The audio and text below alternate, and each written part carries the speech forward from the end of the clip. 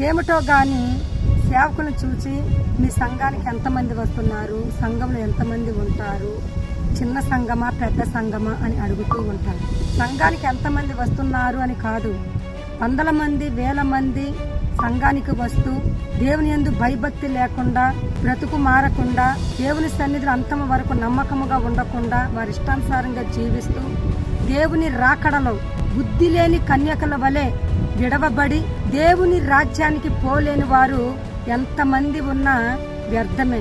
కానీ దేవునిలో సంఘ సహవాసంలో ఎదుగుతూ వాక్యానుసారముగా నీతిగా బ్రతుకుతూ పరిశుద్ధాత్మలో ఆత్మీయముగా ఫలిస్తూ దేవుని రాకడ వరకు బుద్ధిగల కన్యకల వలె ఓపికతో సహనముతో కనిపెట్టుకొని ఎత్తబడేవారు, దేవుని రాజ్యంలో చేరేవారు ఉన్నారా లేదా? వారు ఎంతమంది అయినా సరే, కొద్దిమంది